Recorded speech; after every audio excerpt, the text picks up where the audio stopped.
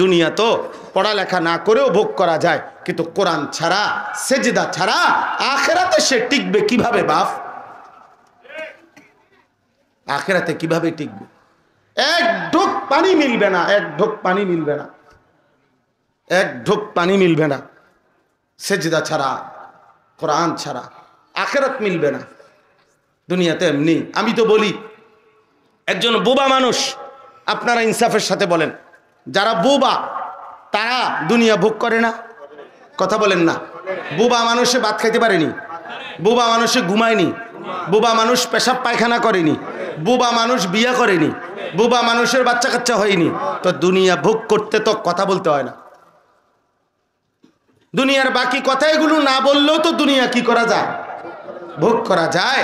তাইলে যেই জবান আল্লাহ দিলেন সেই জবান, আল্লাহর কালাম 60 বছরে, 30 বছরে, 25 বছরে যেই জবান আল্লাহ দিয়েছেন সেই জবান দ্বারা মালিকের কোরআন একটা লাইন দেখে দেখেও পড়তে পারে না, এমন সন্তান কেমনে জন্ম দিলেন?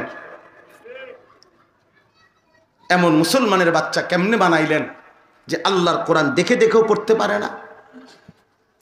দেখে দেখেও পড়তে পারে। এই জন্য আমার পরিষ্কার কথা, এটা কারো গায়ে লাগুক আর পিঠে লাগুক আমার সমস্যা নাই, আমি পরিষ্কার বলি, যেই মুসলমান পরিচয় দেওয়ার পরে সে আল্লাহর কোরআন দেখে দেখেও পড়তে পারে না শুদ্ধ, আমার দৃষ্টিতে উনি বোবা বোবা বোবা বেটা। তুমি বোবা বেটা। তুমি বাকি কথাগুলো না বললেও চলতো, ভাত খাইতে পারতাম, ঘুমাইলে তাইতা দেখ, ঘুমাইয়া চাও, চোখ বন্ধ করে মুখ বন্ধ করে দেবো, ঘুমাইয়ে ফেলবো। দুনিয়া এমনিই ভোগ করা যায়, দুনিয়া এমনিই ভোগ করা যায়। এই জন্য প্রসঙ্গক্রমে কথাটা লম্বা করে ফেললাম। আল্লাহর কোরআন থেকে সন্তানকে বঞ্চিত করবেন না, বলেন ইনশাআল্লাহ, বলেন ইনশাআল্লাহ। আমরা তো বাদ দেই নাই বেটা, আমরা তো, আমাদেরকে আরো অনেক কিছু আপনাদের মধ্যে সংযোজন করা দরকার, আপনাদের মধ্যে দরকার মিয়া অনেক কিছু। আল্লাহর কোরআন ধরা দরকার। আপনারা প্রাইমারি, মাধ্যমিক, স্কুল, কলেজ, ইউনিভার্সিটি সব লেভেলে আল্লাহর কোরআন প্রবেশ করানো দরকার। এটা সময়ের দাবি, বর্তমান সময়ের আরো বেশি দাবি, ফ্যাসিস্টের পতনের পরে এখন আরো বেশি দাবি। এটা আল্লাহর কোরআন উম্মতের প্রতিটা মুসলমানের ঘরে ঘরে যে প্রতিষ্ঠানেই পড়ুক, কোরআন প্রত্যেকেই সাথে পড়ুক। আমরা এটা দাবি করলাম, আমরা এটা আবেদন করলাম। আল্লাহ আমাদেরকে বুঝ দান করেন, আল্লাহ আমাদেরকে বুঝ দান করেন। আল্লাহর কোরআন বিহীন আলো হয় না।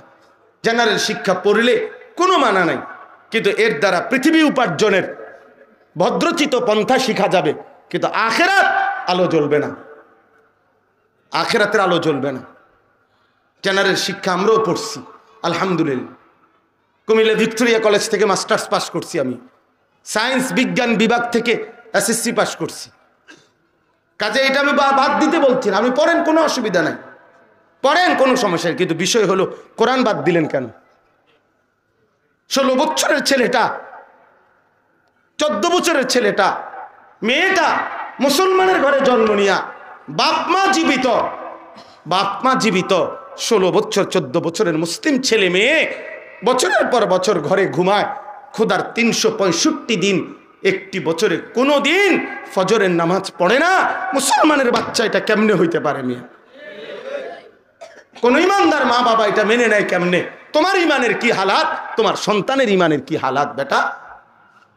কিন্তু বাচ্চারে পড়ার ক্ষেত্রে একটা A+ পাইতে হবে, একটা গোল্ডেন A+ পাইতে হবে। এটার জন্য বাচ্চাটারে আপনার জল্লাদের মতো পাহারা দিয়া রাখছে। হ্যাঁ, এখন টিউটর আসবে, এখন কোচিং, এখন তোমার এই বাড়ির কাজ, এখন আব্বু এখন নাস্তা খাও, এখন নুডলস খাও। খাইতে চায় না, এখন খামুন, আল্লাহ দোয়ায় খাইতাম না। ও না, তোর বাপ খাইবো, খাইতি না ভাই? A+ কি আপনার মামুর বাড়ি নাকি? খা, এটা খা, খায় হরলিক্স খাও, এটা খাও।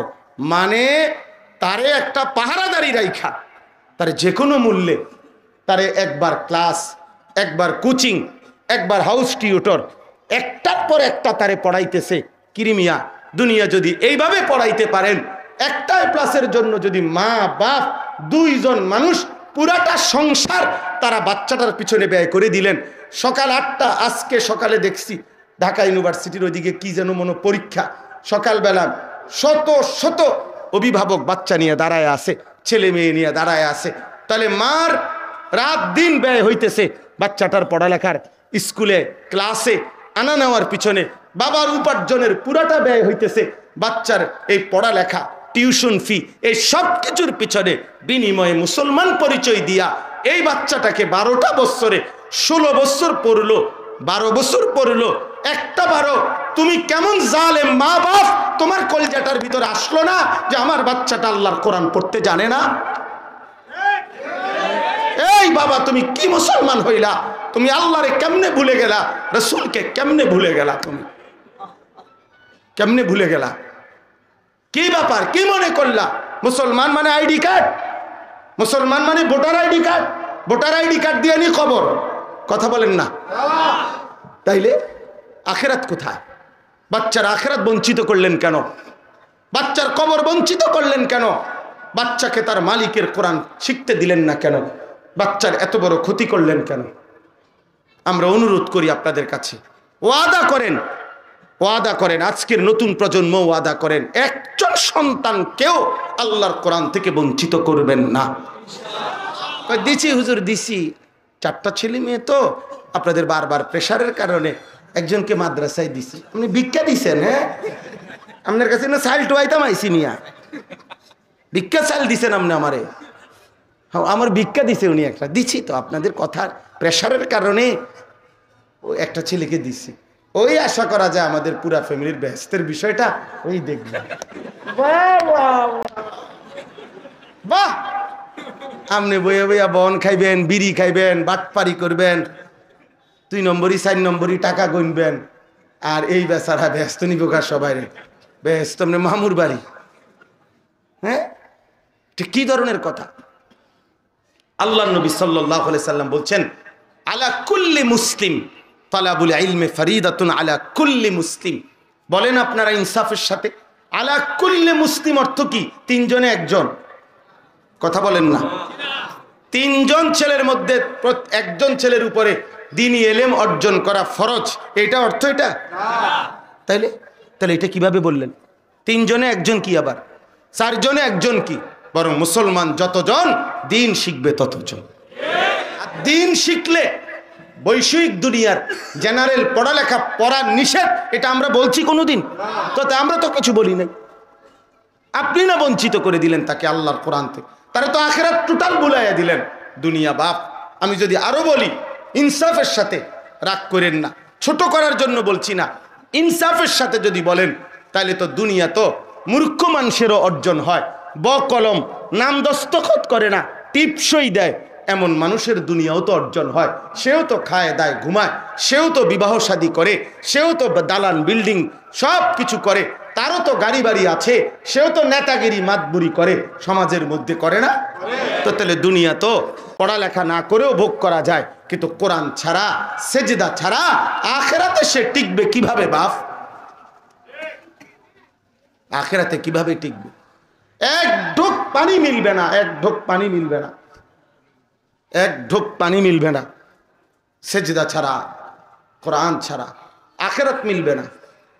দুনিয়াতে এমনি। আমি তো বলি, একজন বোবা মানুষ, আপনারা ইনসাফের সাথে বলেন, যারা বোবা তারা দুনিয়া ভোগ করে না? কথা বলেন না। বোবা মানুষে ভাত খাইতে পারেনি, বোবা মানুষে ঘুমায়নি, বোবা মানুষ পেশাব পায়খানা করেনি, বোবা মানুষ বিয়া করেনি, বোবা মানুষের বাচ্চা কাচ্চা হয়নি। তো দুনিয়া ভোগ করতে তো কথা বলতে হয় না। দুনিয়ার বাকি কথা এগুলো না বললেও তো দুনিয়া কি করা যায়? ভোগ করা যায়। তাইলে যেই জবান আল্লাহ দিলেন, সেই জবান আল্লাহর কালাম 60 বছরে, 30 বছরে, 25 বছরে যেই জবান আল্লাহ দিয়েছেন, সেই জবান দ্বারা মালিকের কোরআন একটা লাইন দেখে দেখেও পড়তে পারে না, এমন সন্তান কেমনে জন্ম দিলেন? এমন মুসলমানের বাচ্চা কেমনে বানাইলেন যে আল্লাহর কোরআন দেখে দেখেও পড়তে পারে না? দেখে দেখেও পড়তে পারে। এই জন্য আমার পরিষ্কার কথা, এটা কারো গায়ে লাগুক আর পিঠে লাগুক আমার সমস্যা নাই, আমি পরিষ্কার বলি, যেই মুসলমান পরিচয় দেওয়ার পরে সে আল্লাহর কোরআন দেখে দেখেও পড়তে পারে না শুদ্ধ, আমার দৃষ্টিতে উনি বোবা বোবা বোবা বেটা। তুমি বোবা বেটা, তুমি বাকি কথাগুলো না বললেও চলতো, ভাত খাইতে পারতা, ঘুমাইলে তাইতা, দে ঘুমাইয়া চাও, চোখ বন্ধ করে মুখ বন্ধ করে দেবো, ঘুমাইয়ে ফেলবো। দুনিয়া এমনিই ভোগ করা যায়, দুনিয়া এমনিই ভোগ করা যায়। এই জন্য প্রসঙ্গক্রমে কথাটা লম্বা করে ফেললাম। আল্লাহর কোরআন থেকে সন্তানকে বঞ্চিত করবেন না, বলেন ইনশাআল্লাহ, বলেন ইনশাআল্লাহ। এই চারদিকের এই মাদ্রাসা, ইনশাআল্লাহ এটা মনে রাখেন, সারা বাংলাদেশে একটা ইনসাফের সাথে ভাইবেন। আমি একটা জিনিস বলি, সারা বাংলাদেশের গলিতে গলিতে আপনারা দেখেন, বাংলাদেশের পরিবেশ এখন প্রতিটা গলিতে গলিতে, রাস্তায় রাস্তায়, মোড়ে মোড়ে, গ্রামে গঞ্জে, পাড়ায় মহল্লায়, শহরে বন্দরে, সর্বত্র আলহামদুলিল্লাহ অসংখ্য অগণিত মাদ্রাসা, ঠিক কিনা বলেন না? এই এত মাদ্রাসা, দুই একজন বুদ্ধিজীবী পণ্ডিত, দুই একজন মানুষ সমাজে থাকে, এত মাদ্রাসা কিনলেগা? এই কথার প্রশ্ন করে না? আমিও তো জিজ্ঞাসা করি, এত মাদ্রাসা কা?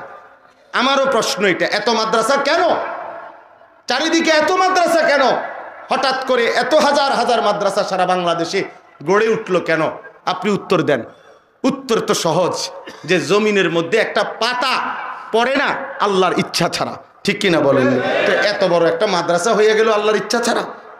এত হাজার হাজার মাদ্রাসা হয়ে গেল আল্লাহর ইচ্ছা ছাড়া? না, বরং কার ইচ্ছাতেই হয়েছে। বুঝা গেছে, আল্লাহ তাআলা এটা বুঝাইতে চাইছেন, হে আমার বান্দা, গলিতে গলিতে, মোড়ে মোড়ে আমি কোরআনের ঘর তৈরি করে দিয়েছি। ইনশাআল্লাহ সিরিয়ালে আগামীর পৃথিবীতে এটাই প্রমাণ হবে, আগামীর পৃথিবী, আগামীর সময় কোরআনের পৃথিবী, ইসলামের পৃথিবী, ইনশাআল্লাহ। মনে রাখেন, ইনশাআল্লাহ মনে রাখেন, মনে রাখেন। আজকে দিন মজুর, কুলি, ঠেলাওয়ালা, সেও চায় তার সন্তান হাফেজে কোরআন হোক। সমাজের উচ্চ পদস্থ ব্যক্তিরাও চায় তাদের সন্তান হাফেজে কোরআন হোক। এটাই প্রমাণ করে আগামীর সম্ভাবনা শুধুই কোরআনের সম্ভাবনা। এই জন্য এখন আর মাদ্রাসাকে, কোরআনকে, দ্বীনি শিক্ষাকে অবজ্ঞা করার কোনো সুযোগ নাই। আপনি মোল্লা মুন্সি কইয়া উড়াইয়া দিয়েন না, মোল্লা মুন্সি কইয়া উড়াইয়া দিয়েন না, কোনোভাবেই না। সেই প্রেক্ষাপট আর নাই। মহান আল্লাহ পাক রব্বুল আলামিন সারা বাংলাদেশের গলিতে গলিতে আল্লাহর কুদরতেই এই মাদ্রাসাগুলো হচ্ছে। বলেন আলহামদুলিল্লাহ, বলেন আলহামদুলিল্লাহ। আর আমার আরেকটা ছোট্ট বুঝ হইল, যে উম্মতের উলামায়ে কেরামের বিরুদ্ধে ষড়যন্ত্র হবে, উলামায়ে কেরাম থেকে মানুষকে বিচ্যুত করার ষড়যন্ত্র হবে, এটা তো মহান আল্লাহ পাকই জানেন, অবশ্যই জানেন। এই জন্য আল্লাহ তাআলা উম্মতের প্রতিটা গলিতে গলিতে, আল্লাহর বান্দার প্রতিটা গলিতে গলিতে, রাস্তায় রাস্তায় উলামায়ে কেরামের এই মাদ্রাসা মারকাজ, উলামায়ে কেরামের এই দ্বীনি কেন্দ্র তৈরি করে দিয়ে উলামায়ে কেরাম চতুর্দিকের গলিতে গলিতে আল্লাহ তাআলা আলেম ওলামা ঢুকায় দিছেন, যেন যত ষড়যন্ত্রকারী ষড়যন্ত্র করুক, উম্মতের সাধারণ মুসলমান যেন ওলামাদের থেকে বিচ্ছিন্ন হতে না পারে। এটার কুদরতি ব্যবস্থাপনা আল্লাহ তাআলাই তৈরি করে দিয়েছেন চারিদিকে। অতএব কারো ষড়যন্ত্রে ওলামায়ে কেরাম থেকে উম্মত বিচ্ছিন্ন হবে না। এই জন্য এটা সোজা হিসাব, আজকের সাদ এবং তার অনুসারীরা যত ষড়যন্ত্রই করুক, উলামায়ে কেরামের ফতোয়া সিদ্ধান্তের ব্যতি রেখে এই দেশে তারা দ্বীনি কাজ, দাওয়াত ও তাবলীগের নামে মানুষকে ধোঁকা দিতে পারবে না, পারবে না, পারবে না ইনশাআল্লাহ। এটা হবে না, এটা টিকবে না, এটা ইনশাআল্লাহ এটা টিকবে না। এই ভণ্ডামি টিকবে না, এই গোমরাহি টিকবে না ইনশাআল্লাহ। এটা বাংলাদেশ, এটা দিল্লি না, এটা বাংলাদেশ। এটা মাটি ছোট হইতে পারে, ইঞ্চি কম, আমাদের অঞ্চল ছোট হইতে পারে বাংলাদেশ, কিন্তু এটা বাংলাদেশ। আমাদের পতাকার মাঝখানে এটা রং না, এটা শহীদের খুন, লাল রক্ত এটা। অতএব কোনো কিছুর বিনিময়ে বাংলাদেশে উলামায়ে কেরামের বিরুদ্ধে এই ষড়যন্ত্র, এই চক্রান্ত, সাদের এই ভণ্ডামি বাংলাদেশে টিকতে দেওয়া হবে না ইনশাআল্লাহ। মনে টিকবে না, এটা ইনশাআল্লাহ টিকবে না। 5 লক্ষ আলেম মিথ্যা বলতে পারে না, 5 লক্ষ আলেম উম্মতকে গুমরাহ করতে পারে না। আমাদের উসুলে হাদিসের একটা নিয়ম আছে, মুতাওয়াতির হাদিসের ব্যাপারে একটা সংজ্ঞার মধ্যে এটা আছে। কোন হাদিসকে মুতাওয়াতির বলে এই কারণে যে এটা অস্বীকারী কুফরি। কেন? যেহেতু এত বিপুল সংখ্যক বর্ণনাকারী এই হাদিস বর্ণনা করছে যে এত বেশি সংখ্যক মিথ্যার উপরে একমত হইতে পারে না। অতএব এত লক্ষ উলামায়ে কেরাম সারা পৃথিবীর একজন ব্যক্তির গুমরাহির উপরে যেহেতু একমত হয়েছে, এই কথাটা ভুল হইতে পারে না, এটা ভুল হইতে পারে না। আল্লাহ আপনাদেরকে আমাদেরকে গোটা জাতিকে হেফাজত করেন। আপনারা বলবেন যে হুজুররা আপনারা এটা বলেন কেন? না না না, আলোকে আলো বলতেই হবে, এটা আমাদের জিম্মাদারি। আমরা যেই কোনো বাতিলের বিরুদ্ধে বলা এটা আমাদের আবহমানকালের আল্লাহ প্রদত্ত, রসুল সাল্লাল্লাহু আলাইহি সাল্লামের প্রদত্ত এটা জিম্মাদারি। জান থাকলেও বলবো, জান না থাকলেও আমরা বলেই যাবো ইনশাআল্লাহ। আমরা না পারলে আমাদের পরবর্তীরা বলবে ইনশাআল্লাহ। আমার ফুতে কইব অসুবিধা হইতে মাদ্রাসা কর, ওই বলবো অসুবিধা কি, ওরে বলে রাখছি তুই কবি, বলছে কমু। হ্যাঁ হ্যাঁ, ইয়াহমিলু হাদাল ইলমা মিন কুল্লি খালাফিন উদুলুহু। আল্লাহ নবী সাল্লাল্লাহু আলাইহি সাল্লাম এটা বলে গেছেন আমাদেরকে। নবীজি বলছেন প্রত্যেক উম্মতের প্রত্যেক যুগে পরবর্তীরা পূর্ববর্তীদের থেকে এই ইলম গ্রহণ করে তিনটা কাজ করবে: ইয়ানফুনা আনহু তাহরিফাল গালিন ওয়া ইনতিহালাল মুবতিলিন ওয়া তা'যীলাল জাহিলিন। যত সীমা লঙ্ঘনকারী, বাতিল, মিথ্যা, বিভ্রান্তিকারীর যত গুমরাহি সব উম্মতের কাছে স্পষ্ট করে দেওয়া, এটা উলামায়ে কেরামের রাসূল সাল্লাল্লাহু আলাইহি সাল্লাম প্রদত্ত জিম্মাদারি। অতএব আমাদের কোনো উপায় নাই, আপনার যে যাই বলুক আমরা বলবই যে সাত যতক্ষণ পর্যন্ত এই ভ্রান্ত গোমরাহ আকীদা থেকে ফিরে না আসবে ততক্ষণ তাকে আমরা গোমরাহ বলেই যাব আমরা ইনশাআল্লাহ।